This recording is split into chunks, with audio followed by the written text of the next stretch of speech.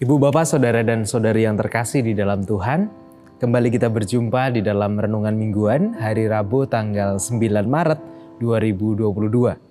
Saat ini bersama kita akan merenungkan sebuah tema, yaitu waspada akan kesukacitaan. Sebelum kita merenungkan firman Tuhan, mari kita berdoa.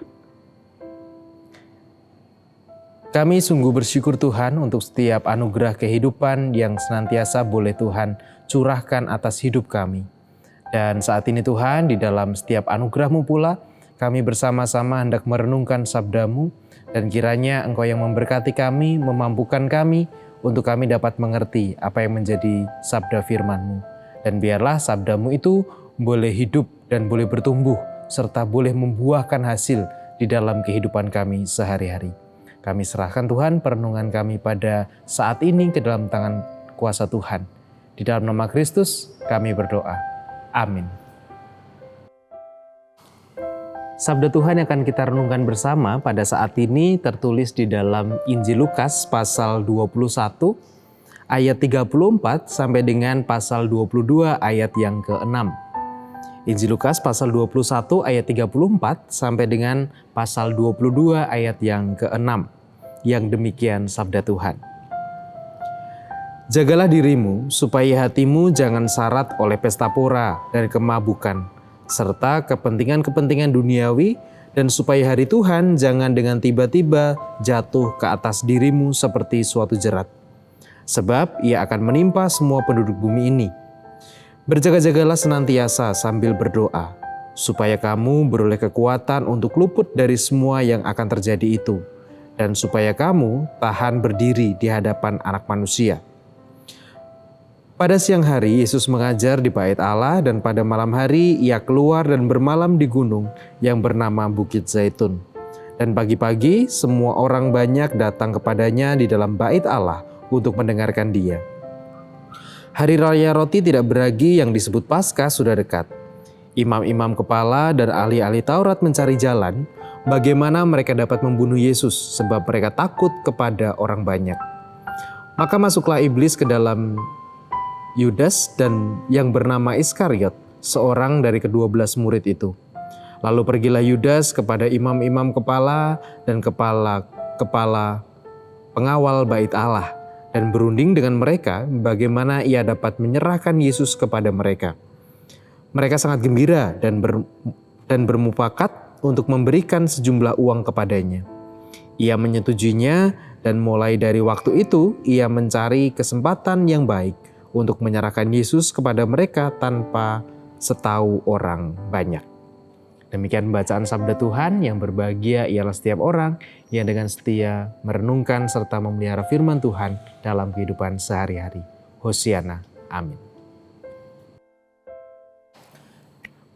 Beberapa tahun terakhir atau setidaknya 2 tahun terakhir ini, kita selalu diingatkan untuk kita tetap waspada, menjaga kesehatan, kita waspada terhadap serangan virus COVID-19, dan juga kita disuruh waspada supaya kita tidak tertular atau kita juga menularkan. Nah, seringkali waspada itu diidentikan dengan sesuatu yang menyeramkan, sesuatu yang menakutkan. Ya, seperti COVID-19, kita semua tahu bagaimana sepak terjangnya begitu ya. Sehingga itu yang mungkin membuat kita takut, membuat kita berpikir bahwa kita harus waspada terhadap itu. Atau juga kita waspada terhadap bencana, waspada terhadap pencurian, dan lain-lain sebagainya.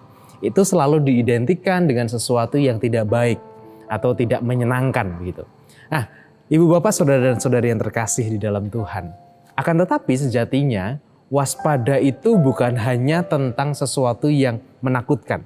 Kalau sesuatu yang menakutkan, sesuatu yang kita anggap tidak baik begitu, itu kita lebih gampang untuk waspadanya.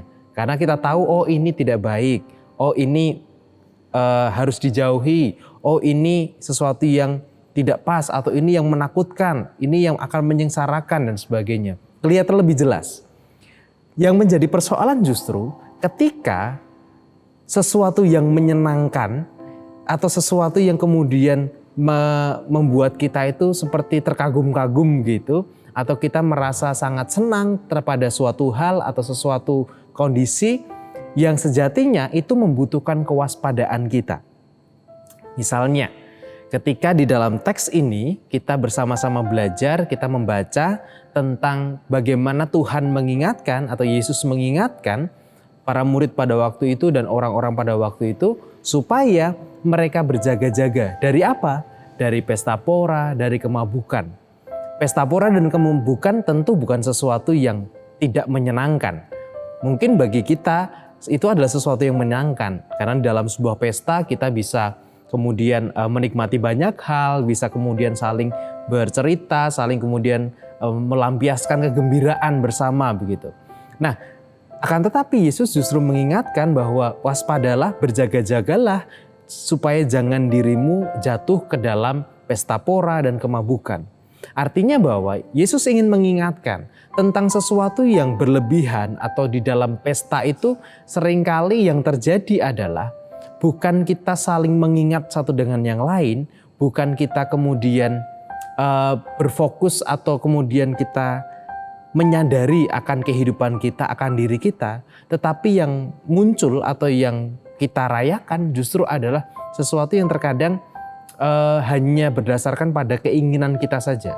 Kita kemudian saling melampiaskan keinginan, kemudian saling mengumbar keinginan dan sebagainya. Sehingga Tuhan mengingatkan ketika kita sudah masuk atau tenggelam di dalam keinginan-keinginan kita, di dalam sebuah kesukacitaan yang kemudian itu berlebihan atau sangat menenggelamkan kita, maka seringkali itu bisa membawa kita justru jatuh kepada sesuatu yang tidak dikehendaki oleh Tuhan. Itu sesuatu yang menyenangkan. Terlebih lagi ketika di dalam teks ini juga dikisahkan bagaimana ketika Yudas itu kemudian bermufakat atau kemudian berdiskusi dengan ahli-ahli Taurat dan juga pengawal-pengawal bait Allah, begitu dikatakan, untuk menjual Yesus. Satu godaan atau satu sukacita yang diterima oleh Yudas adalah ketika Yudas kemudian dijanjikan oleh sebuah uang atau dijanjikan uang begitu ya, kepada Yudas yang itu berasal dari ahli Taurat. Jika Yudas mau menyerahkan Yesus kepada mereka. Uang, materi itu juga bentuk sebuah kesukacitaan. Itu juga sebentuk sebuah sesuatu yang menyenangkan kan? Siapa yang tidak senang dengan uang? Siapa yang tidak senang dengan materi? Tetapi hal ini ternyata justru bisa membawa kita terjebak pada sesuatu yang jauh lebih buruk gitu. Nah, dari kisah-kisah ini, ibu bapak dan saudara-saudari semuanya, kita mau diajak tentang kita harus waspada terhadap sesuatu yang kita anggap itu sebagai sebuah sukacita. Kita harus waspada terhadap sesuatu yang kita anggap itu membahagiakan dan menyenangkan kita. Karena jangan-jangan di dalam kesenangan kita, di dalam kebahagiaan kita, ada orang-orang lain yang kita korbankan. Ada orang-orang lain yang justru menjadi tumpuan kita untuk kita bisa merasakan sukacita. Ada orang yang kita injak untuk kita bisa melompat lebih tinggi. Jangan-jangan di dalam kesukacitaan kita juga terjebak pada itu. Oleh karena itu, Yesus menghendaki kita supaya berjaga-jagalah. Jangan sampai kemudian sukacita kita, kebahagiaan kita, itu justru menjadi malapetaka atau menjadi sebuah penderitaan bagi orang-orang di sekitar kita. Banyak hal kita bisa temui, apalagi kalau kita bicara soal materi. Sekarang orang bisa kemudian untuk mendapatkan materi yang banyak, untuk kemudian mendapatkan profit, mendapatkan keuntungan yang banyak, orang bisa dengan gampang mengorbankan orang lain. Atau juga kita bisa membuat kesenangan kita bisa tertawa-tertawa, tetapi kita mengorbankan orang lain yang mereka mungkin membuat mereka bersedih, membuat mereka menderita oleh karena tawa yang ingin kita buat gitu. Nah, oleh karena itu mari kita coba tilik pada kehidupan kita. Kita tilik pada setiap kebahagiaan kehidupan kita. Apakah hidup kita, apakah kebahagiaan yang kita rasakan itu mengorbankan orang lain atau tidak? Jika itu mengorbankan orang lain, maka kita perlu evaluasi lagi. Minggu Prapaskah atau masa sengsara bisa dibilang menjadi sebuah minggu atau waktu-waktu di mana kita diajak untuk kita kembali melihat ke kedalaman diri. Seberapa berarti sih Minggu Prapaskah itu tergantung kepada kita. Seberapa dalam atau seberapa serius kita mau melihat ke dalam diri kita. Salah satunya adalah di dalam upaya kita untuk berjaga-jaga, untuk waspada terhadap kesenangan bahkan yang kita terima atau yang kita rasakan. Apakah kesenangan kita membuat orang lain menderita? Ataukah kesenangan kita beralaskan atau berlandaskan pada penderitaan orang lain? Tuhan memberkati. Amin. Marilah saat ini kita bersama-sama berdoa, menyerahkan syafaat serta syukur kita kepada Tuhan. Mari kita berdoa.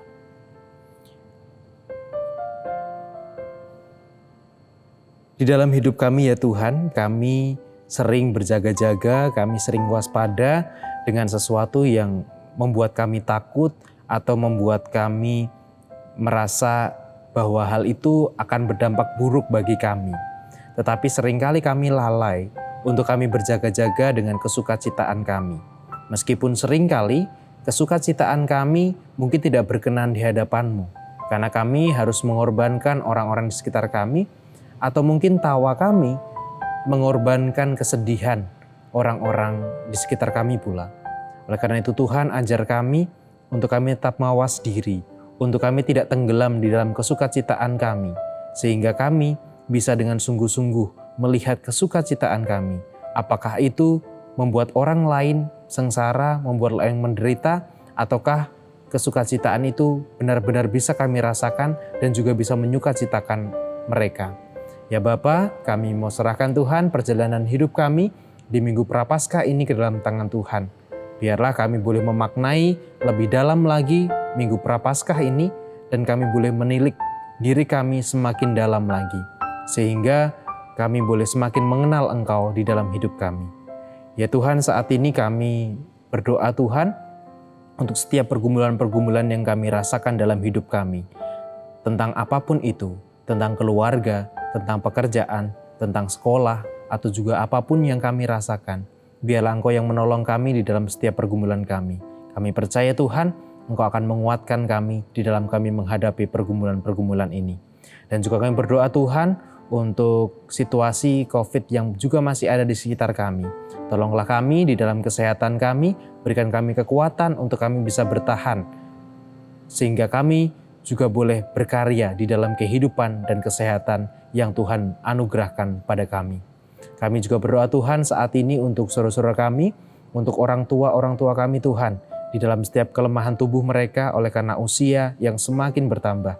Kami berdoa Tuhan untuk Ibu Rusmiati Buyung, Ibu Sarno, Ibu Tugirah Sariman, Ibu Sumiarti Suparmo, Ibu Rusmiati Suhardi, Bapak Margono, Ibu Morjangkung, Ibu Kon Mariatin Subardi, Ibu Joyo Pawiro, Bapak Sadal Paulus, Bapak Christian Dauriwu, Bapak Elias Sariman, Bapak Repin Sukarsono, Ibu Mardi Utomo, Ibu Yatmiartini Rosdi, Bapak Suprapto, juga untuk orang tua kami yang lainnya.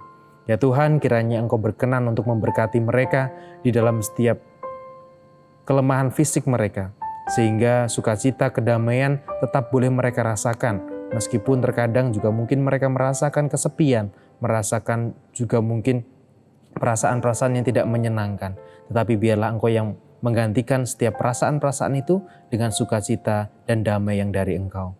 Kami juga berdoa Tuhan untuk saudara-saudara kami yang saat ini sedang berjuang dengan sakitnya atau juga sedang berjuang dalam proses pemulihan serta penyembuhannya. Kami berdoa Tuhan untuk Bapak dan Ibu Priyono, Ibu Ami Birowo, Ana Amoresya, Bapak Ngatimin, Bapak dan Ibu Budiandono, Bapak Wilson Siagian, Bapak Pendeta Gunawan Andi Prabowo, Bapak Siswo Prayitno, Bapak Saharun, Ibu Endang Tugirin, Bapak Warsito Utomo, Bapak Rasdiman, Bapak Larbatio, Bapak Andreas Rasdiono, Bapak Prayitno Hadi. Kami juga berdoa untuk Ibu Endang Joko Triyono, Bapak Hadis Yuwono, dan juga Ibu Sri Sulasmi. Kiranya Tuhan memberkati saudara-saudara kami ini, biarlah kehidupan mereka setiap proses yang saat ini sedang mereka kerjakan di dalam pengobatan, di dalam proses perawatan, biarlah itu semua boleh Tuhan tolong sehingga boleh menjadi berkat untuk kesehatan mereka. Juga yang berdoa Tuhan untuk saudara-saudara kami semuanya yang saat ini sedang juga menjalani isolasi mandiri oleh karena konfirmasi positif COVID-19, baik yang bergejala maupun yang tidak.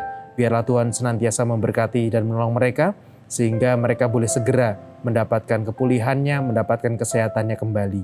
Ya Bapa, saat ini kami juga berdoa Tuhan untuk saudara-saudara kami yang juga baru saja ditinggal oleh orang-orang terkasih, menghadap Tuhan di surga. Kami berdoa untuk keluarga besar almarhum Bapak Setiantono, kami berdoa untuk keluarga besar almarhum Ibu Siwiati Sriwiati, juga kami berdoa untuk keluarga besar almarhum Ibu Wagiyah Paijo. Biarlah Tuhan memberkati seluruh keluarga besar, Tuhan yang menolong setiap mereka, dan biarlah kedukaan yang mereka rasakan, kehilangan yang mereka rasakan, boleh Tuhan hibur mereka, boleh Tuhan berikan kekuatan bagi mereka, sehingga mereka perlahan boleh melanjutkan kehidupan mereka. Karena kami tahu Tuhan, kehidupan kami harus terus berlanjut. Kami serahkan Tuhan juga untuk setiap pergumulan kami di tengah-tengah kehidupan bersama. Biarlah Engkau yang menolong kami, Engkau yang memberikan kesukacitaan atas kami, yang memberikan kedamaian atas kami. Dan tolonglah kami untuk kami juga memperjuangkan perdamaian di antara kami sendiri. Kami serahkan Tuhan hidup kami, doa-doa kami, serta syukur dan permohonan kami hanya ke dalam tangan pengasihan Tuhan.